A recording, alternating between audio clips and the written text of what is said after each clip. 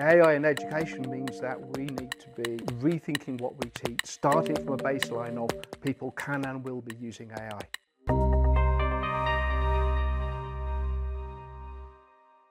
Welcome to this episode of the Learning Teaching Podcast, where we'll be exploring artificial intelligence in education.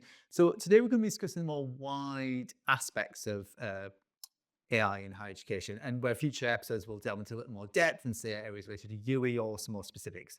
So I want to start by introducing the panel. I'm Antony Hill. I'm the Dean of Learning Teaching for the College of Health Science and Society. Jim? I'm Jim Smith. I'm a Professor of AI and Director of the Computer Science Research Centre over in the School of Computing and Creative Technologies. Thanks, Jim. Now? And my name is Michal, Bobula. I'm a senior lecturer in accountancy and finance. I have recently been studying generative AI and its impact on higher education and business. And I have been a leading voice in a debate we're having in a Bristol Business School. Brilliant. Thanks. So obviously, we're focusing on education today, but before we dive in, I just wanted to, it's really interesting to note the government announcements on AI quite recently. I think it does frame quite a bit of the debate. And there was this phrase that I wrote down. It's about mainlined into the veins of the nation. And the government was talking about increasing the capacity in the public sector of up to 20 times the use of AI. And what was the phrase? Deploying AI from everything from spotting potholes to freeing teachers to teach, which is an interesting phrase, which you might come back to. But what was interesting as well as that flip side, when you read a lot of the articles about this, is the three, and just quoting, the three words more associated with AI by the public are robots, scary, and worried. So the reason I just thought we'd draw out is because it's quite, is in the papers quite recently, and it's this big government initiative. But it is this fascinating combination of this high profile of opportunity that's been presented, coupled with a high profile of concern, which I think does sort of link in quite nicely in with education. So let's start off properly. Obviously, our podcast is titled Artificial Intelligence in Education, which, as actually we've been talking about before the podcast, is a huge topic. So just the two of you then, so what do you think when you hear that phrase in education? What's your reaction to that? Because it means many things to different people, but just as an initial start, what does it mean to you? Well, there are a couple of things. So first of all, I see opportunities. I see promises. Okay, so maybe I should start with promises first. Then I see opportunities, but then I see challenges too. That leads to confusion, and unfortunately that leads to inaction. Okay, so a lot of colleagues basically don't know what to do with it. And they all heard about AI and its capabilities, but then they labeled this as a plagiarism tool. That dodgy thing students use to cheat on assignments. Okay, so there's plenty of misconceptions around AI. So that's why we're here. That's why we are having these discussions, I suppose, because we want to obviously educate colleagues. So I think then again, no one really knows fully what to do with AI. What's going to be a long-term impact of generative AI on education. Yeah. Okay, so of course we are learning as we go, and then that's why you're of course having this conversation to discuss the topic. What do you think, Jim? What do you hear when you hear that phrase? Until about 3 years ago, what it meant for me was about how we can use AI to enhance our ability to deliver good learning experiences and to do things more effectively. As an AI researcher, that's what we're aiming to do a lot of the time. But since the rise of large language models, things like ChatGPT, I think it's become fundamentally different. So whereas it used to be, people were concerned about how can they capture that students have got certain skills, perhaps in structuring an argument and creating an essay and things like that. And they used to be really worried about how you detect that plagiarism. Those are skills that are now in everybody's hands, whether or not they've done a degree.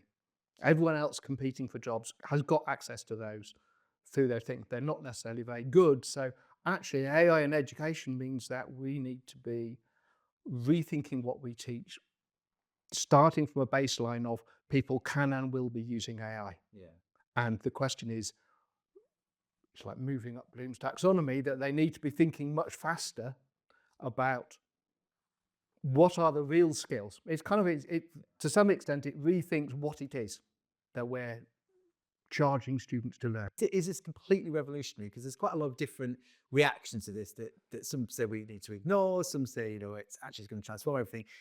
Is this incredibly dramatic? Is it going to really transform? Which is sort of touched on both the things you were saying. Is it going to transform education? Yes, I think, first of all, I think it's a revolution rather than evolution. So when you think about where we are as civilization, we are where we are because of our ability to build and use tools. Okay?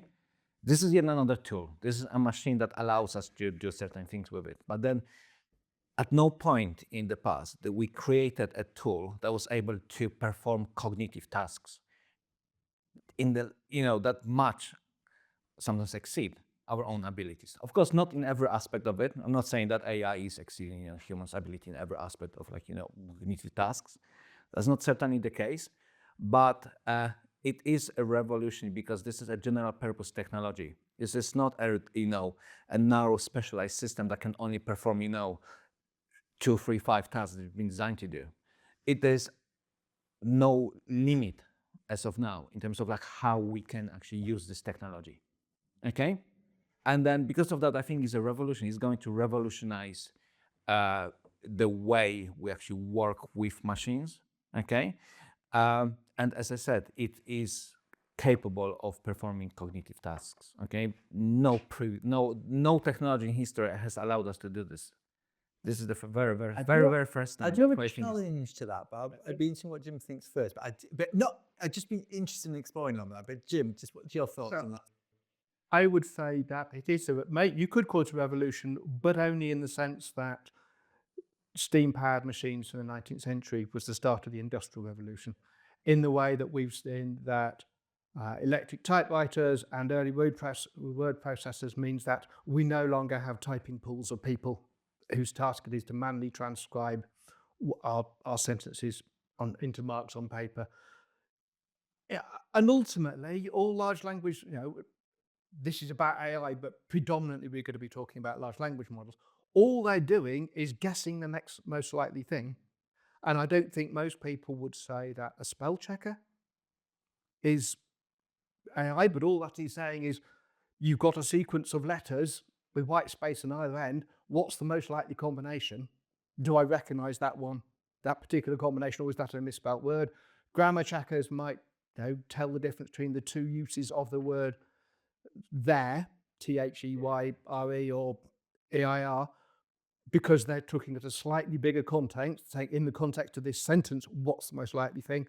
ChatGPT and other large language models are just saying, what's the most likely next response in the context of the prompt I was given?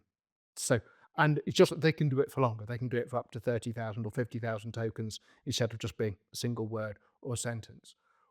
But it's just a question of scale. And I would actually, for technical reasons, disagree with your statement about cognitive tasks, but I think that would lead us down a side alley of exactly what we mean by cognitive tasks. And the important point is at no stage do these systems understand what they're doing. Absolutely, but then I'm talking here about what they're capable of doing. Okay, so then there's been no technology ever in the history of civilization that was able to complete tasks that require human thinking. Okay, I'm saying human, it's not obviously human thinking because those machines do not think, but then for example, writing, could actually machines write in the past?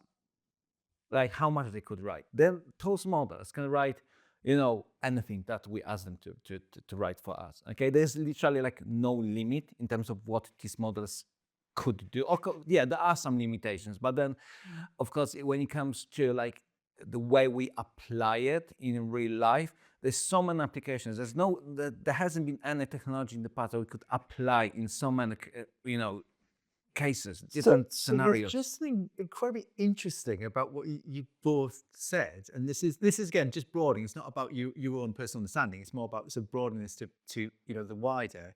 Is that there's some very interesting things because we've got sort of which they're both at completely valid points of view, but one actually that taps into ironically people's fear that it can do everything. And people worry about it because of the understanding what that means. That's not exactly what you're saying. I absolutely acknowledge that. But then the flip side is interesting about sort of, they're just predictive models. They can't achieve anything. This is the thing about in education, that revolution bit. What is actually going to happen in education? Because again, they are both valid viewpoints, but they also tap into the fears or some of the misunderstanding people have that actually can do everything, but without the understanding of it. Or in a way, funny enough, they can do nothing. It's just predictive. It does. That's not what either of you were saying, but it does tap into those two lines. I've just been to your thoughts on that, because that's the reason. It's that understanding my body, which when we think about education, it's about our teachers, our lecturers, their understanding. How do we kind of square these things? It's okay. So we're speaking January 25. I think it's Yeah, important to bear yeah. that in mind. If we were recording this 3 years ago, you'd have been getting very different answers, and you will be getting different answers if you review this topic in a Yeah, year's time. yeah. So a lot of people in the field would still say that the hunt for general purpose AI is still a long way off, and most people think that actually we're going to have to marry together two forms of AI, which is symbolic and probabilistic. But at the same time, things are changing very rapidly. And I think the really interesting thing is that in some of the latest models, in some ways, knowledge is being distilled so that technically they use something called an encoder decoder architecture. And the bit in the middle is actually capturing knowledge and understanding, which is why you could have a front end that's doing English to some abstract representation, but it could be going out to French, or it could be out to generate images or to other multimedia forms. And it was starting to get towards something that's capturing, but at the moment that's being driven by all sorts of market forces. I don't know who knows what that will look like in 5 years' time. So I don't want to completely write off your arguments about general purpose AI. I don't think we're close to that yet, but the question is, at what purpose are we going to get I'm it not at? talking about AGI here, okay? So first of all, I'm talking about like the versatility of this technology that we already have access to. I mean, like, there's never been like technology that's so versatile. I mean, like, look, you have a typewriter, you just only type. You know, you have a camcorder, you have a car. Okay, it's all technology, incredibly useful, okay? But single-purpose technology. Now we can actually, there's so much that we can do with large language models. I'm not saying it's AGI because it's not. And then I don't know whether under current, transformer architecture, actually achieving AGI is actually, possible. Plus, no one actually has defined AGI because there's a lot of discussion around what AGI actually is. I'm saying it is general purpose in a way that could be applied in so many cognitive tasks. Again, I come back to this point because then again, when you're thinking about what we want our students to do, is to perform cognitive tasks of different forms, okay? Whether that's putting numbers in a table so we can, prepare a balance sheet for a company, whether we want to, write an essay, whether we want to write a report, whether we want to, research a topic and so on. AI is actually capable of performing those tasks. Again, some of the models are great at, performing specific tasks, not everything. They have limitations. So I don't want to say that, generative AI is better than us in every aspect of this cognitive task. It's not. It's the first time in history that we have such powerful technology, which is, again, available for free, okay, for everyone around the world, okay, without a degree in computer science. So generative AI is a great equalizer, okay? It allows people to do like a lot of things that they couldn't do without it, okay? And then again, you don't have to be a computer expert. You just talk to a computer. It's like a science fiction movie, from like, the 70s. You had a blinking light, and then you talk to a computer and it talks back to you. Now, actually, this is happening. Okay, so I should have probably said right at the top, there are more than one kind of AI because there's more than one kind of problem. Generative AI solves the problem where you have some kind of model of the world and you present it with some input and you want to know what the most likely output is. We would call that a prediction problem. Yeah. Okay, facial recognition, essay generation, whatever. There are other kinds of problems that we search, such as give me the solution that, given a model of the world, find me the solution that meets certain constraints best, i.e. the fastest Formula One car, the shortest route from A to B, the most efficient timetable for my buses or whatever. And there are search algorithms which have been around. They're not as sexy and trendy and certainly haven't had the same amount of funding and hype behind them. But those have been around for those kind of problems. Open source stuff has been around. But you're quite right when you say that applying those required programming skills and stuff like that. So for certain kind of problems, which are a lot more frequent, large language models, transformer models, whatever you want to call them, are phenomenally useful. And you're absolutely right in that they certainly appear to be free for everyone. I would there's two caveats to that. One is that for most of these models, if you pay, you get the richer version. you get a better service. And as with so much else on the internet, if you're not paying with cash, you're paying with your data, because producing the next generation of model that's a little bit better than someone else's doesn't just require unfeasible amounts of energy, they're climate damaging amounts of energy. It also requires masses of data to learn from. What, just sort of riffing off some of what we've been talking about there and sort of moving us a bit more specific into education, I appreciate it's a general point that leads us there. It's interesting, we actually are having a conversation about generative AI, which is probably what we're focusing on, in the fact that it's been so high profile, in a way that technology doesn't tend to be. And funny enough, and I appreciate we talked about this before, but you were touching it just earlier as well, is that there's an element of this that will just disappear into the background. Actually, you know, we're having a conversation today in January 2025, but actually, yeah, 2 years down the line, it'll be very different. But surely it's an element where I don't know, let's think about stuff that people use day to day, like Word, PowerPoint, you know, this pedagogical arguments about lots of things there, but actually that it will just generate things directly. I mean, we all, you know, even just predictive text is that. So how, as it becomes just more embedded in everything, it's not this high profile thing, because ChatGPT is fascinating because it is almost, people can see it, it's an entity, it feels different. But the fact that that's now in people's data tools people use is a very different feel, and that will continue to be more embedded. What do you think that's going to do to education over time? The fact that it's just there, it's not this extra over here, it is in what you use day to day.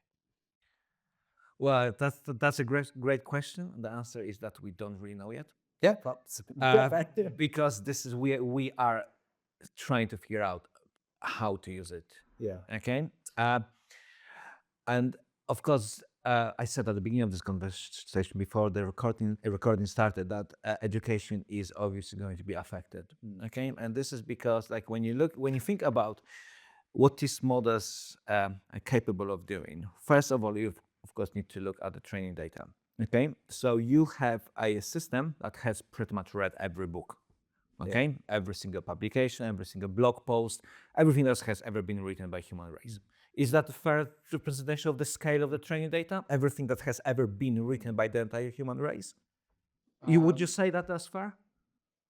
Well, the better ones haven't taken too much from Reddit, and Yeah, but no, I'm you're right. Generally speaking, we're not talking we're not talking ethical concerns around copyrights and so on, obviously, because that would be again a slightly different topic. Okay, so we have that incredibly powerful system that has read everything. Okay, and now we can communicate in a human language. Okay, so it can understand your intent when you prompt it and ask a question. Can understand what is it that you're actually saying, because of those attention mechanisms, right? It can actually respond to you in a natural human language. So it can actually act. I want to go right into the topic, perhaps. It can be your personal tutor, if you will. Okay. So when you think about a role in terms of what is it that teachers are doing, okay, we gather knowledge. Okay, well, that's lived experience, that's theoretical experience by reading books or like conducting research. We gather that knowledge, okay, and we transfer that knowledge to our students. Okay, whether that's about theory of something, whether that's economics, whether that's about application theory, lived experience, how to deal with customers, how to deal with team conflicts, and so on. Okay, that's what we do. Okay, now the thing is that none of us are actually capable of reading the entire text written by human civilization. Okay, so then obviously we have our own expertise within each and every field, and we actually try to pass it on to our students. But the problem is around convenience and accessibility. Think about it. Generative AI is available location free, 24/7, cost either, you pay with your data, you pay those $20 per month to everyone. Think about, students in Africa. Okay, I really like this approach presented by Professor Ifan Malik. Perhaps you know him, best available human. Okay, for a lot of students out there, there's no best available human. No, there's no best available tutor that I can actually explain them a problem. Look, I don't know much about quantum physics. I want to learn from scratch. Can you talk me through it? Like, I'm 7. Let's start with this prompt. What is quantum physics? Explain to me like, I'm 7 years old, and so on. Okay, so it is an incredibly versatile tool that actually allows our students to access knowledge at, like, again, their convenience, location free, at virtually no cost and present that knowledge in a format that is perfectly understandable for them, personalized. Yeah. 100%. I do agree with that. One thing I just want to follow up on it, so right first. So I think I do agree with that accessibility, that flexibility. You just made an interesting point about whether, I mean, we could have a debate about whether it's read all of human knowledge, but I would accept, a huge, vast. But what does it add to that knowledge? So that's the thing about models. It's interesting. You may have read everything that's ever existed, and I can absolutely take the point about, that can be used to be really, it can give some feedback, it can be that accessibility can help. But I guess there's an interesting element of this, and especially about that, how teaching and learning is not just always about imparting knowledge, but how it's what can it add to that collection of knowledge that it's already drawn from. I mean, actually, if we do, I'm going to be cheeky. I'm going to do first. I'll come back to you. What it adds is the ability for everyone to have effectively a perfect memory and effectively the ability to construct a reasoned argument. So those things which used to think of as being the descriptor of a good graduate or whatever, well, that's now available to everyone, whether or not they've done a degree. That's your point. So what it adds is the ability for us as educators to say, I don't need to teach that. All those skills about critiquing and synthesizing arguments and taking a piece of thing that's being produced, whether it's an essay or a bit of code or whatever, or a visual artifact, and thinking about it, thinking how well suited is it to what I was asked to produce, and changing it, all those skills move up 2 years. Yeah. Because we no longer have to spend time hammering into people until they can remember, which in ways which discriminates against people with different neurotypes or whatever. It creates a much more even playing field, but it does mean that we get to do the more interesting bits. We get to teach more emphasis on those higher order skills, because otherwise that old-fashioned degree now, the old-fashioned idea of what a degree is, I personally, I mean, maybe I'm being radical here, but I think that becomes accessible to anyone. I don't understand why you would pay to do a degree if that's all you're going to get out of it. Yeah. I completely agree with you. I mean, like, again, like, let's go deeper into this topic, because I think it's super important, and then we honestly need to open up conversation. Okay, and then I'm going to start, and I'm going to say roughly about a third of what we teach could be done by AI. Okay, and why I'm saying a third, because we're talking here about foundation things, basic accountancy, basic statistics, basic economics. I'm standing there in front of students, pretty much repeating the same thing over and over. AI can do exactly the same thing, can do it better, because it does know what accounting is. It knows economics. It has read all of these books. So for me, stand there and just repeat the same thing over and over, it starts feeling like a waste of time. And then, look, that's a third, okay? So then, if I go to my line manager and I say, look, I outsourced a third of my, workload to AI, how would he react? Would he give me like a third more work to do, extra marking, extra supervisions and so on? Or would I get like a third of time to do interesting stuff, research, perhaps? But not just that, not just research, but think about, freeing up time to working directly with students, be their coach, be the guide, okay? Standing there and honestly reading through slides and saying, look, this is debit, that's credit, that's supply and demand in economics, whatever, if AI can do it. What is value added by my presence there, okay? Some extent, my lived experience, yes. But that's why I said 1/3, and it's opening up the debate. So I think there's two things there. One is the lived experience. Yeah, I think that's incredibly important, as you say. But the other thing is, we can't ignore the fact that generative AI hallucinates. Generative AI gets things wrong. So in your field, it might be doing the nuts and bolts of accountancy. In my field, it might be the nuts and bolts of creating code. For visual artists, might be the nuts and bolts of doing that. But it then puts the emphasis of, how do I know whether it's done the right thing? Which we should always be asking ourselves when we're trying to solve a task is, how do you know when you've done it? How do you know when you've got it right?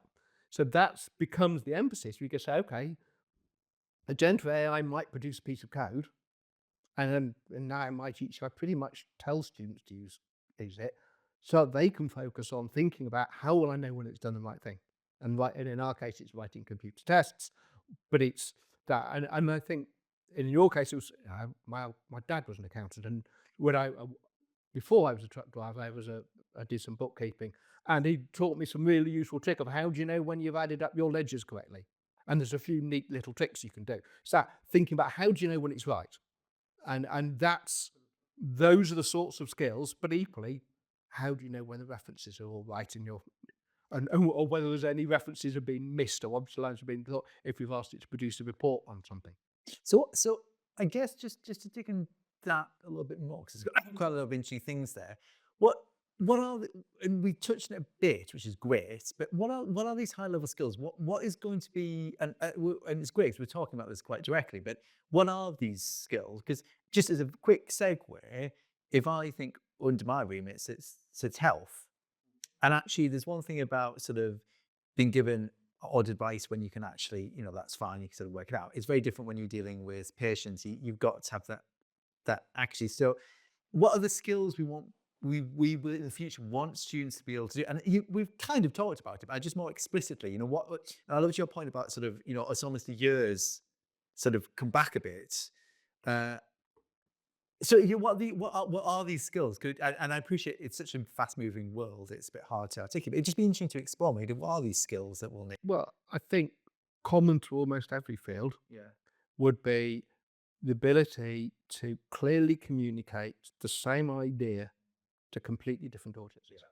So from thinking about health, if you're working in a health setting and you've got a set of measurements you've taken about a patient or whatever, and maybe you've got a preliminary diagnosis or whatever, the way you would talk to your colleagues ought to be completely different to the way that you're talking to the patient's family, but you're still trying to communicate the same ideas. So I think those higher order skills of, can you communicate? Can you take a whole load of stuff and say, that's right, that's factually correct, that I'm not giving them the wrong idea, but I'm explaining it in appropriate language or using visual metaphors or whatever, depending on what field you're in.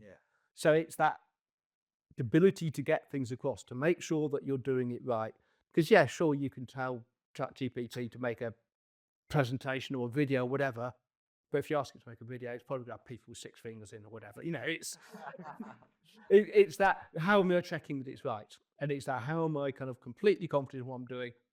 In the same way as if our students go off to become leaders in their field, they may have people underneath them producing reports that they need to then go through and make sure okay before giving final approval to. So it's nothing different to what happens in the market in the real world anyway. It's just that I think we get to focus on it. Yeah, that's why I said 1/3, because 2/3 are the things that you mentioned. We cannot completely outsource 100% of education to AI. Absolutely not, because we need students to be able to do things that you just described. So as I mentioned before the recording started, soft skills are back. Okay, it is more important than ever for students to recognize that learning soft skills is essential.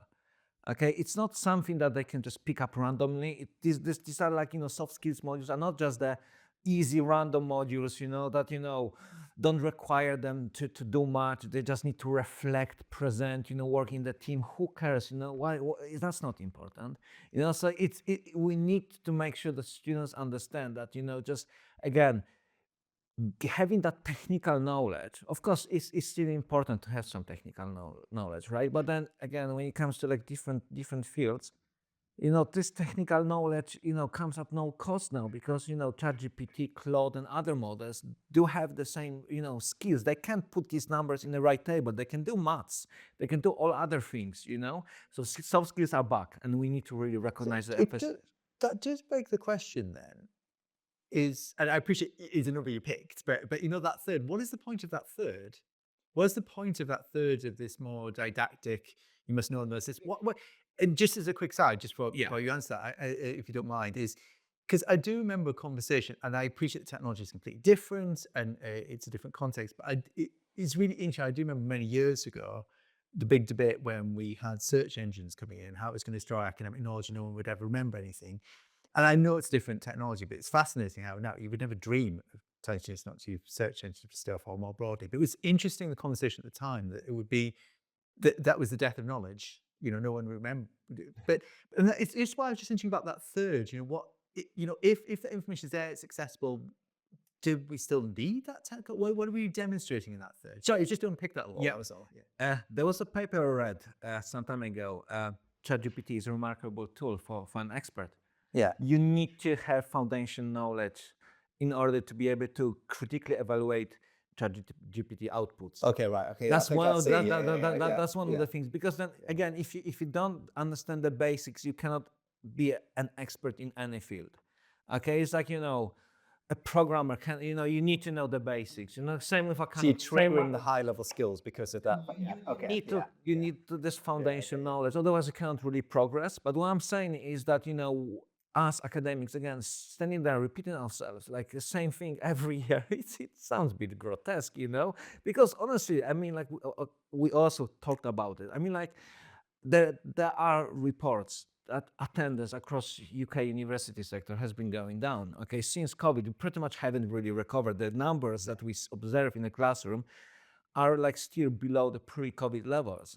Okay, so students don't attend classes anymore. And then we're thinking here, this question of resources. We put a lot of resources into teaching students that are not even in the classroom. They watch a recording, or they don't come to a tutorial, and then I sit in a tutorial with 3 students rather than 20, and everyone is bored. Those 3 students, they're wondering why they are there. Okay, are they doing something wrong? Why no one else turned up, So then we're talking here about resources, and we know that, university sector is in trouble, and then we're short of resources, okay? And then we're thinking that there is potential there to actually, again, to answer this question around resources, okay? Just help us, use the resources that we have better and outsource things to generative AI that could be safely outsourced. And again, I said a third. It's a guess, might be more, might be less, but we're not even having that conversation right now, because then again, past COVID, we came back to like classroom teaching, and there's been this emphasis on, you said, value for money. We need, students pay $9,000 and they want to see, a human being in front of them, but they realize that, okay, we turned up and we don't actually want to be here. We go back and we watch the recording anyway. So yeah, we need to kind of have like, again, I'm not proposing a specific solution in what we should not be doing, but we should be actually having this conversation. Yeah. How to effectively deploy AI to help us do what we do, free up resources to do other valuable things, working closer with students in smaller groups, like coach them, develop those higher level skills and so on, rather than, stand there and explore, the basics year after year. In a sec, there is something interesting very much in that I think I would challenge a touch, but it's good to have the conversation. Yeah, that's it's the motivation for why you're using it. I personally don't feel convinced that using it as a replacement because of engagement is the right issue, because you're not tackling at that stage what the engagement issue is. Because by that definition, and this sounds ridiculous, I do appreciate I'm putting it slightly to one side, the way it can interact, is that's no different from handing someone a textbook and saying, I'm not going to teach you. And I know I appreciate it's much more interactive, communal, personalized, but what one's not tackling there is the engagement issue. Broadly, because I think just in the end, I do absolutely take the point about there's some stuff that would make sense. I just think, and that's a whole different conversation about engagement. I just think, but that's also the concern, which, and I just mentioned Jim's thoughts on this in a sec, is what, and obviously come back to you, Michal, is the concern about being replaced, but not doing it for the right motivation, which is not your point, but that generative AI, you press a button, it'll just teach all the students, and perhaps, staff can maybe do something else, but it's that done for the right reasons. Is that really going to be getting across what's needed in that space? So I'm going to use an example for a different kind of AI, which is good old-fashioned rules-based AI, to describe where I think your point about this extra third is actually, it's kind of a myth. What happens is it changes your effort. So starting about 15 years ago, I was the first person here to start using Blackboard to perform a summative assessment.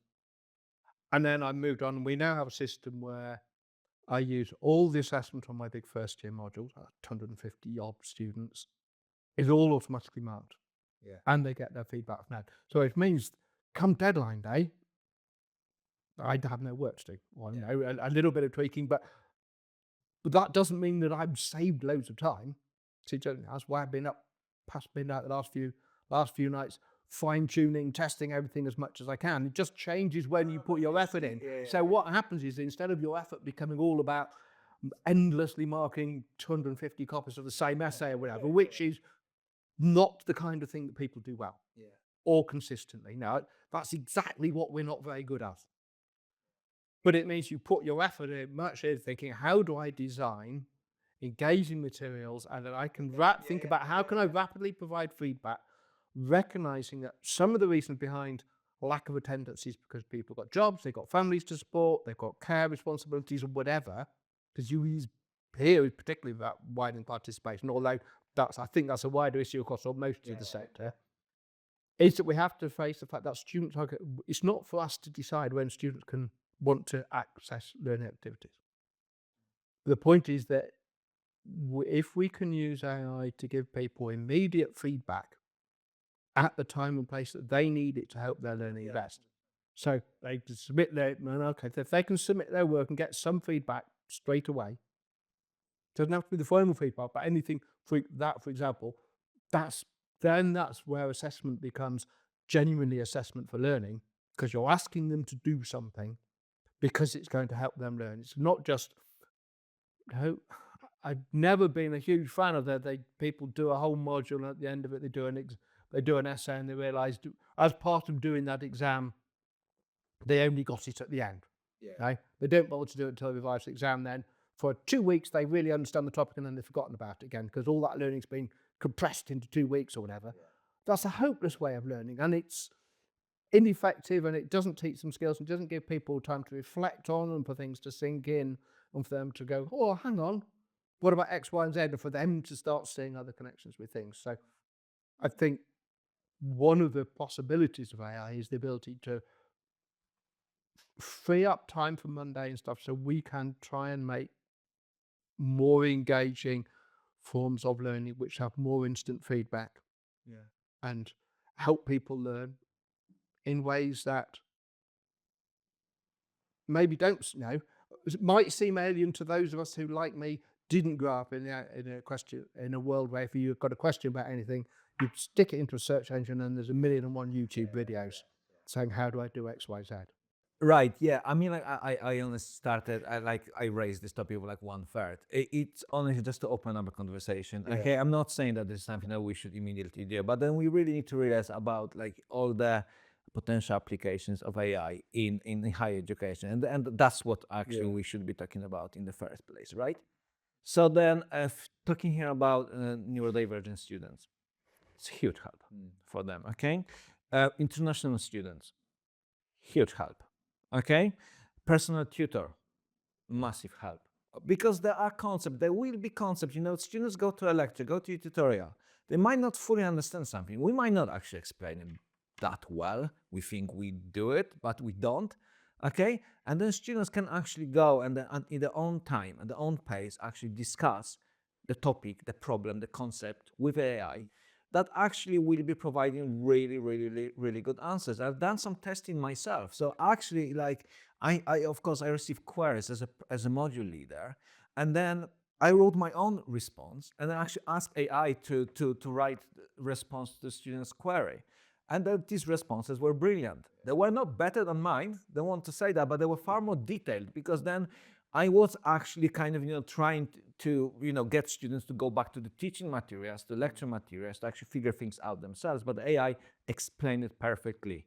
Okay, so it wasn't exactly the way I would respond, but then in terms of the quality of the response and then accuracy of the explanation given, it was just perfect. Okay, so this is one thing, right? The second thing is that obviously in the context of what you said at the beginning of this conversation, UK launching the AI strategy and so on, they realized that we've been having this productivity problem in this country for a number of years now, okay?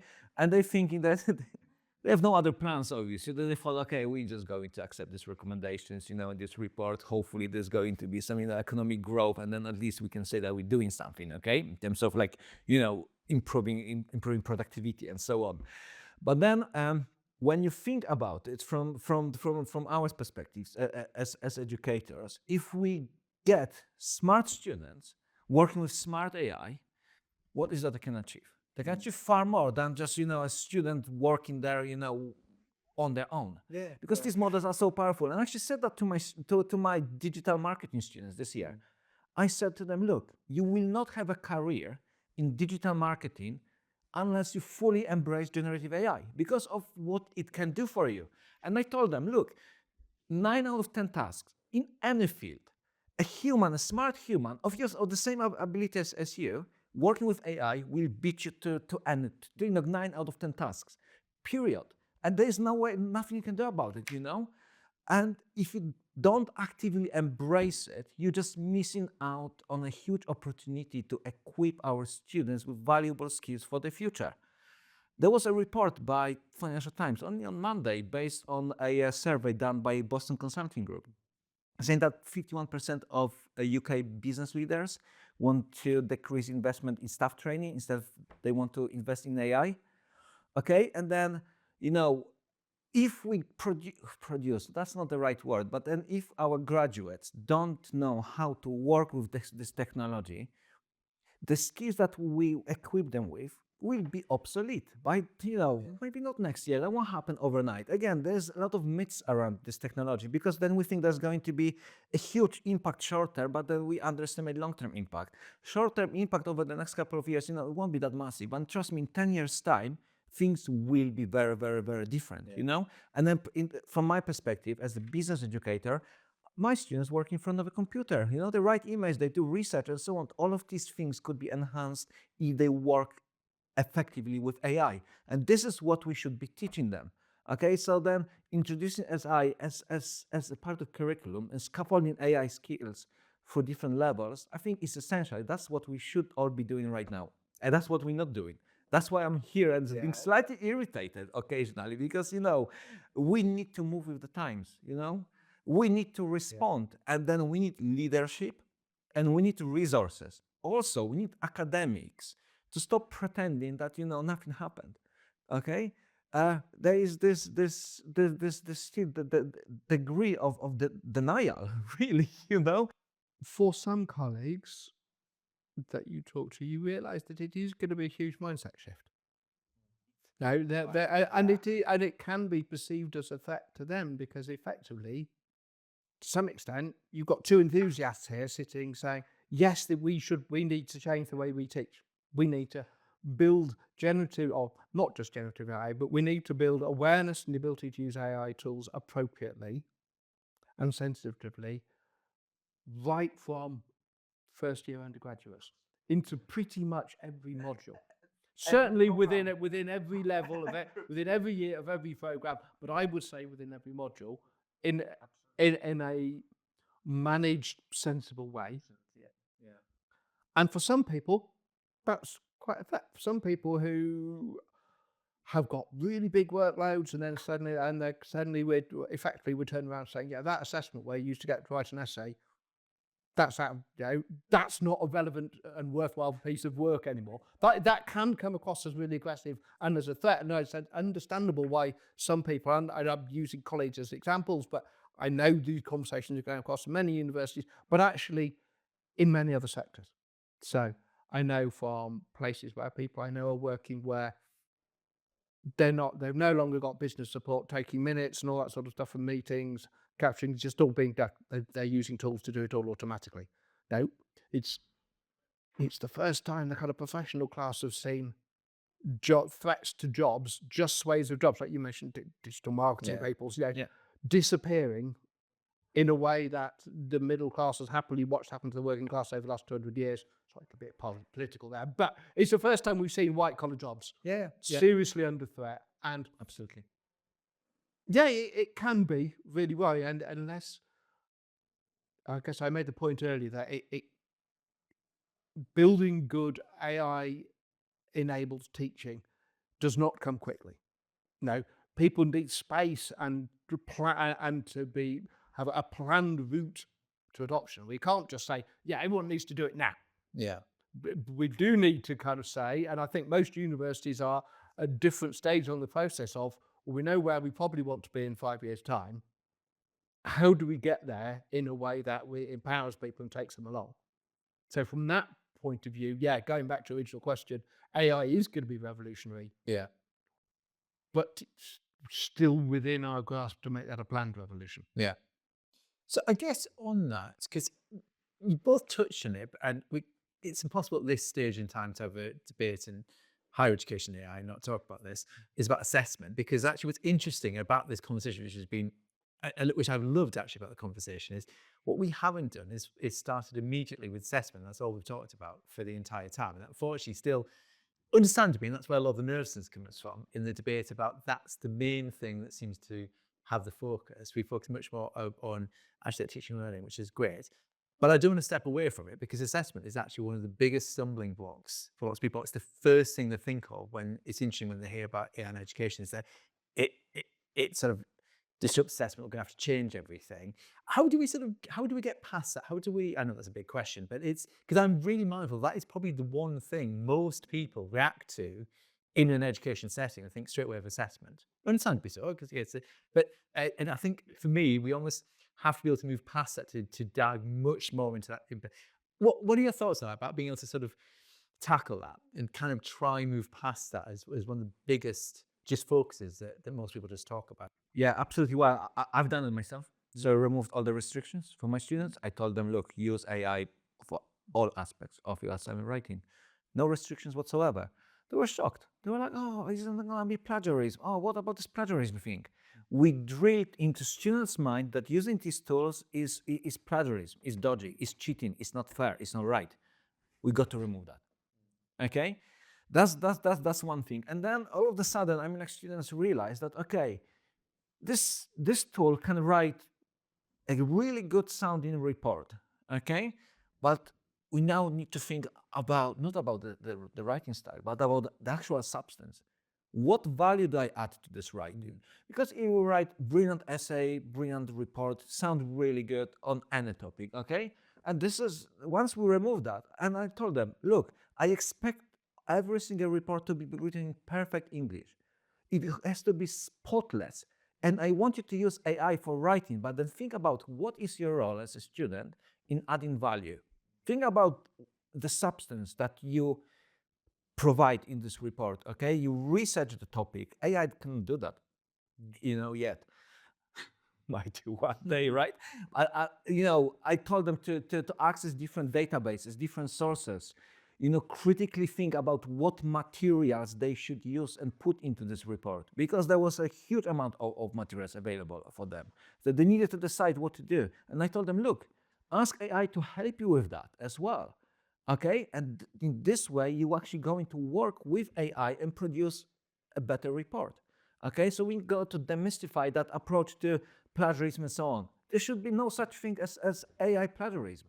Because then if AI on its own, by just a couple of prompts, can write, an essay or a report that scores, 70 plus, means that there's something wrong with the assessment. What is that we are assessing here, So we need to think about, okay, what or how my students can actually add value. I did a presentation with a colleague from science who showed their essay question and said, oh, here's a ChatGPT generated answer, that would get a 2-2.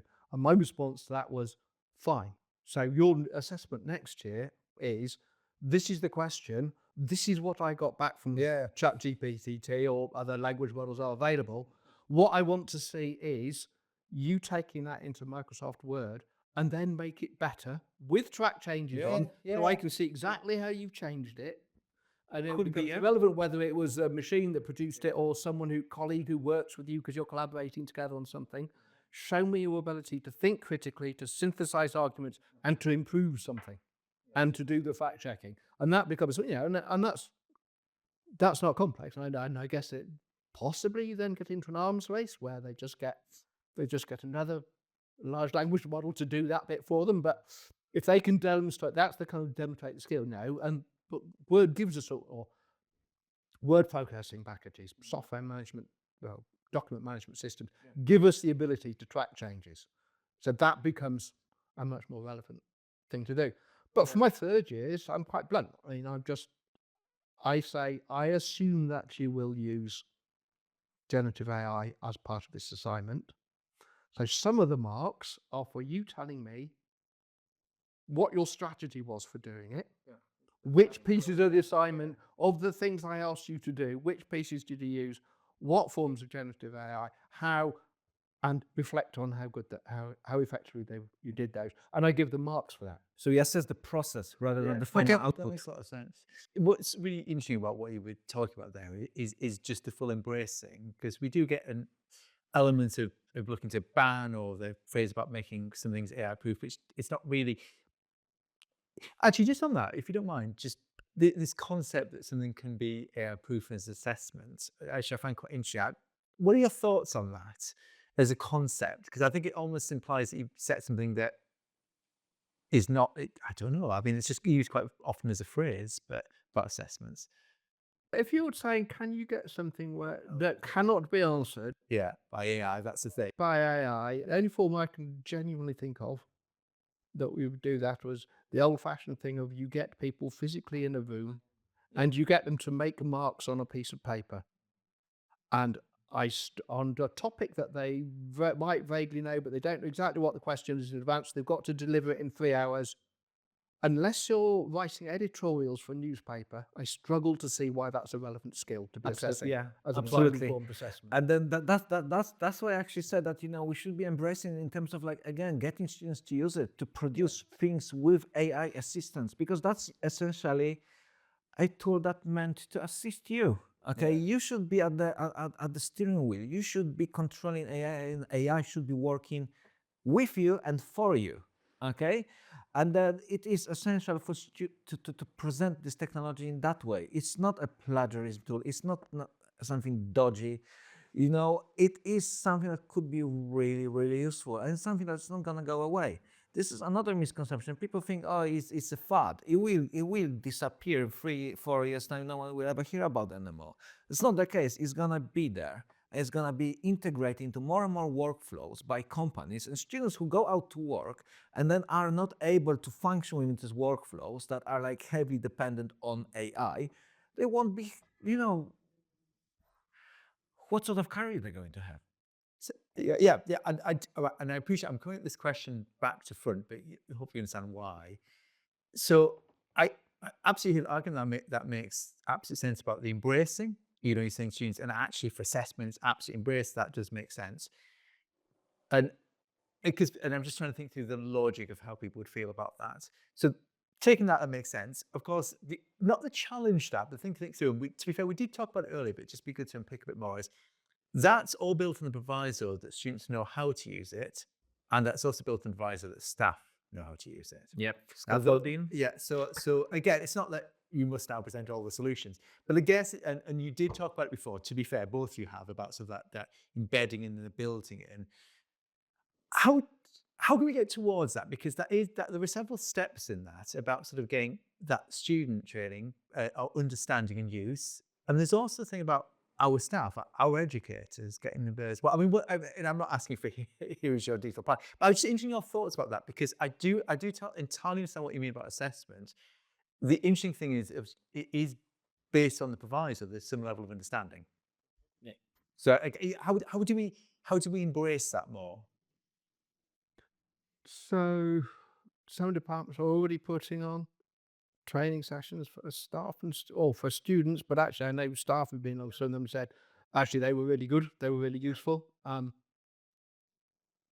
In computing, it might be doing a simple training session in this is how you automatically generate code. Yeah. So you think about what the strengths and weaknesses, whatever, but it could be anything that you're generating automatically, or you're generating in response to a prompt. So some of it are those kind of how do you make sure you constructed that prompt? Just as it used to be, there would be people who knew how to write a Google search. Yeah. They got them the answers they wanted, other people who didn't. Yeah. Now it's the kind of if you're shopping, put plus UK on the end of it, kind of thing. So there are skills there. Universities will need to adapt to that, and they will need to think about how they make sure that staff have had time and space to come to it and be confident enough when they've got a nervous student. that doesn't quite get off, because we are going to have that case where you've got to have students who are kind of thinking, oh, blimey, everyone else is getting ahead of me and now they're using AI as well and I'm just a bit nervous. And how does the staff feel empowered to support them through that, through a position of being more experienced in that? It's the kind of and I don't personally, yes, some central provision makes an awful lot of sense, some coordinated ways of doing it, Coordination. but it doesn't matter what you do coordinated. It's the one-to-one conversations you have. When you bump into someone looking nervous, or someone sitting in your class late on a Thursday afternoon or whatever, or Friday afternoon when we're recording, it's those conversations there which are where we really make a difference as educators. And it's on, the teaching profession gets that. All the adverts for teachers on TV, they know it's about those one-to-one moments when you do it. And staff need to feel comfortable with supporting people through that. Yeah, I agree. So I would say, obviously, we mentioned scaffolding for students, integrating AI into syllabus. Honestly, like I see every program doing it. Maybe not every module, but at least we need to make sure that at program level we scaffold AI skills for level, and EUG, of course, level 4, 5, 6. That's got to be done. Okay. And that's got to be done not as a sticky plaster, not as an add-on, like something that is an afterthought. Oh, we got this AI thing now coming. Oh, we got to do something here. We do something here, and this module, something in that module. That has to be one of the core competences that students develop. Okay, along other things, we have, of course, programming learning outcomes, ability to integrate generative AI into students' natural workflows. Okay, is key. They need to. This is the thing. I mean, like, we, of course, we can guide them, but we cannot tell them use AI in that way. We can present these options available to them. It's down to them to decide how they integrate AI capabilities in their own workflows, whatever it is that they do. Okay, it's the same way we do, I suppose. The way I use AI is different from you. Maybe it's just whatever suits me. But we need to be able to actually explain to them what these models are capable of, what are the limitations. Ethics, of course, is a big one here. We need to get them to become critical users of these systems, okay? We miss that with social media, for example. I mean, like, there's a lot of issues, around, how young generation, use TikTok, TikTok is not even social media, actually, but, look, how they spend time looking at the screen, how they consume technology. Okay, so we don't just want them to be consumers of this technology. We want them to be able to critically use it in a right way. Okay, and again, that has to be integrated, within teaching syllabus. And for staff, that's, I think, even more challenging, actually, because then we need a big shift in staff's perception of AI. At the moment, again, I see just a lot of colleagues being in denial. Okay, still, and this is the problem, because again, this technology is huge. It's going to have huge impact, and has huge potential as well. And they just really need to engage with it. Okay, so then there are online trainings, there are various sessions, but then I actually run one of those, and out of 300 staff being invited, 50 turned up. I'm sure they had valid reasons not to, but then they really got to engage with it. And then again, the best thing about this tech is that you don't need, as I said before, you don't need a computer science degree. It's not that difficult. And I actually would give one hint to every academic who's actually watching this. Okay, figure out one good application of Gen AI in your own field, whatever that is, whatever that might be, and present it to your students and integrate it in your assignment. You'll be doing your bit, and then the more you use it, the more you learn. Okay, so it is essential for us as academics to show the students the best way of using AI, rather than them learning how to do it on TikTok. And then we got to figure it out for ourselves. So one thing, just before we close up, because I appreciate everyone go on all day, but it's a really interesting topic, I guess, is we've touched on this a few times, and it's not just about training. It's more a fundamental question, which is challenging. So we probably could do a whole podcast episode on it. What about the speed and scale? Because I think the challenge sometimes with this is if I put it this way, let's say 2 years ago, we did training for we embedded it into every program as it was then.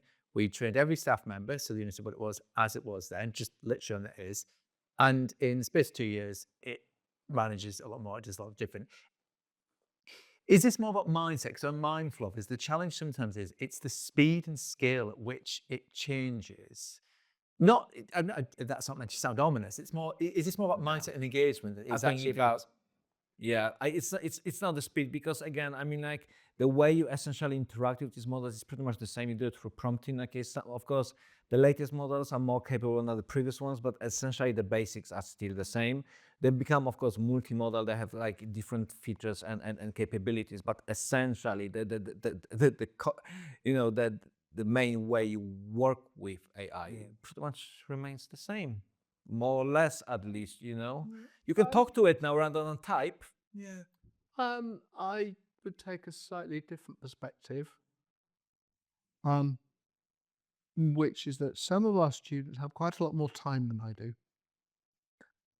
So I usually, most years, will try and run a session where I kind of like, we always say, well, this is one way of doing it. Yeah. What are the alternatives? What's out there? And almost always someone will say, oh, you should use this tool or this different language model or what have you, and make those interactive sessions. No, being prepared for the fact that we've got lots and lots of demands on our time. So whilst I might happen to know more about how a transformer works under a hood than a lot of them, that doesn't mean that I'm in any sense an expert on these are the latest software implementations, the latest websites doing it. But many of our students will, because they're all quite interested in it. So Super interesting. Yeah. I run surveys with my students, and they're like, honestly, like they love this technology in the first place. Again, they actually ask them for a reason. It helps them in so many different ways. You know, structuring essays, explaining basic concepts, helping them with language structure, helping them with analysis. You know, I gave them annual reports of like large, you know, FTSE 100 companies, 250 words each. They're not gonna. I don't want them to read it, but I want them to be able to work with the document. How do you do it? You do it with the help of AI, obviously. You know, so there's been so much positive feedback coming from students, and then I really like your point about engaging students in, like, you know, if they come to my class and say, look, I've discovered that new tool, or actually not even tool, I have discovered, you know, this new way of prompt, or this new prompt. Look, I prompted AI to do this and gave me that. I think it's brilliant, and that could actually be a conversation in a workshop seminar. You know, we have a business problem, all right? Let's work with AI to find a solution. Let's see how we can prompt it and discuss the outputs. Fantastic. Yeah. But and then you're back into that critical. Critical that word thinking, critical comes back in here. We're building it back in all the way through. You're building We're not confidence, leaving it as something that you only do in the third year. Yeah, absolutely. And that's brilliant. And then they go again. You think about it. What happens with it next? They put into the CV, and they go at the interview. That's what they can discuss with the employer. Employers will be interested because, again, 51% of UK business leaders want to invest money in AI. We have, you know, students, graduates who are, you know, who can actually show them how to integrate AI, how to actually use it in, like, you know, specific settings and so on. That would be brilliant. It's a win-win situation. And honestly, like, that's why I said at the beginning, you asked for, like, you know, summary of AI indication, and I said in action, because we should be doing far more in terms of promoting this technology and using this in the classroom than we actually do it. And I think we're actually letting down our students. Just to the point that maybe hasn't come across enough is about the extent to which AI can create a level playing field. I mean, obviously, not necessarily level financially, and not level in terms of energy consumption and availability worldwide, although some of those, there's a lot of awareness of those issues. But in the same way as we would no longer question those. So for someone with the forms of dyslexia, it makes it hard for them to remember how particular words are spelled. Well, that's what spell check is for. We don't question it anymore. For people who've been through educational experiences where they never learned to structure an essay or whatever, didn't, it removes some of those barriers. It produces a much, and Yeah. that has got to be a massive plus. Yeah. It is, and then actually I think while we invest in a lot in support, I don't know whether that's in your college the same as is mine. Across the sector, perhaps there's more investment in student support, coaches and so on. I can do a lot of it, and then we somehow again we don't really even try to utilize this resource that's actually available to us. Yeah. We're talking about, again, students not engaging, not coming to classes because of different reasons that very often are beyond our control. But AI, again, can create a level playing field. It is a great equalizer, as I said at the beginning, Yeah, so I do appreciate, unfortunately, we really could talk all day, but I think we hit time. And just I would acknowledge actually the end, before we sort of type with the final question in a way, I think there's a whole separate discussion about the different aspects of the ethical side, the positive, the balancing, actually some of the sustainability issues. There's a whole fascinating debate about the ethics, but that's for a different day, I think, unfortunately. So just finish up, because I appreciate it's such a shame, but we sort of ran out of time today. I guess from the two of you, is there sort of one key concept or thing from today that you think it'd be good for people to take away from it? Because we've had such a really interesting wide range of discussion. But is that one thing you'd like people to take away, Michal? Yeah, as I said before, colleagues should, they should not be scared of this technology in the first place. But as I said before, all of them should actually try to go out, experiment with it, and just figure out one thing that this technology can do for them in their field, whatever that is. Just figure out one thing and then present it to the students, maybe integrate into the assignment. Okay. And then I suppose that given that we all work in different fields, that then we can all come up with like really different ways of utilizing AI, which is great, because then we actually go into, like, again, end up like sharing even good practice in terms of how to use it, with our students, and then they're gonna, go out and work in the future, and then we can actually shape the way this technology is being utilized. I think I would come back to that.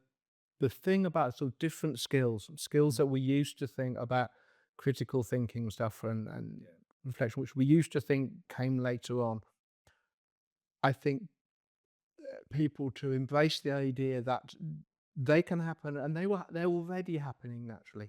I think one of the things, and maybe this is a broader point about the extent to which many young people are spend a lot of time engaging with this, is that they're continuously comparing, this app versus that app, or they do some stuff with AI, and I always ask my first years, what do you use and what don't you use? And people are already thinking, this is no good because. That because people are automatically starting to think like that naturally, and we should embrace that, seize the opportunity, so that we're not just doing, can you remember what X, Y, and Z is? We can ask them now, and people are ready for that. Brilliant. Well, thanks, both. It's been a really fascinating discussions. I really enjoyed it. And so we'll close up the podcast episode there. But I look forward to future conversations on some of those other areas like the ethics, etc. I think I'll be brilliant to some place. So thanks, both. So I guess we'll close up today. That sounds good. Thank you so much. So thank you for today's podcast. Looking forward to the next episode.